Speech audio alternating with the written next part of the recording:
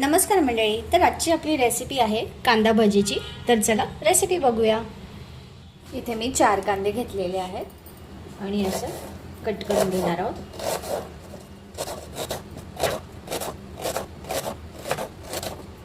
इथे कांदे आपले रेडी आहेत कट करून। मी आधी मीठ टाकून घेते, चांगलं मिक्स करून घ्यायचं आपण आणि असं सुट्ट करून घ्यायचं।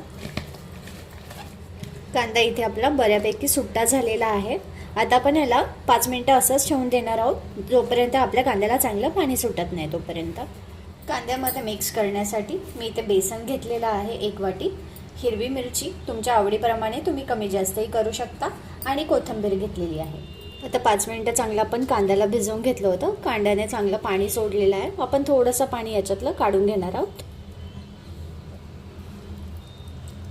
हे बघा अशा प्रकारे।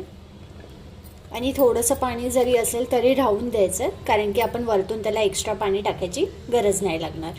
आता यामध्ये मी हिरवी मिरची टाकून घेते, बेसन पीठ, धना पावडर, थोडंसं लाल तिखट, हळद, एकदम थोडंसं परत मी मीठ घालून घेते, कारण की आधी मी त्याच्यात मीठ टाकलेलं होतं। ओवा घेते मी, ओवा मी हातावरती कुस्करून टाकणार आहे, जेणेकरून तो मस्त त्याचा सुगंध सोडतो। लास्टला कोथिंबीर टाकून घेते। आता आपण व्यवस्थित त्याला मिक्स करून घेणार आहोत। एक्स्ट्रा ह्याच्यामध्ये वरतून पाणी टाकायची गरज नाही आहे, कारण की कांद्याला ऑलरेडी आपलं पाणी आहे।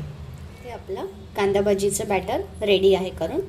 आपण हे जे तयार केलेलं बॅटर आहे त्या बॅटरमध्ये मी थोडंसं गरम तेल टाकून घेते आणि आता आपण एक एक भजी सोडतो त्यामध्ये।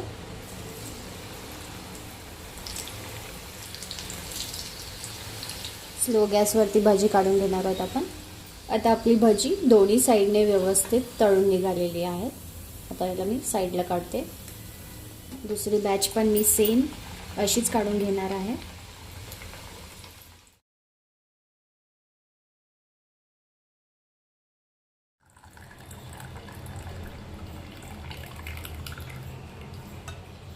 तुम्हाला जर ही रेसिपी आवडली असेल तर प्लीज माझ्या चॅनलला लाईक, शेअर अँड सबस्क्राईब करायला विसरू नका। थँक्यू।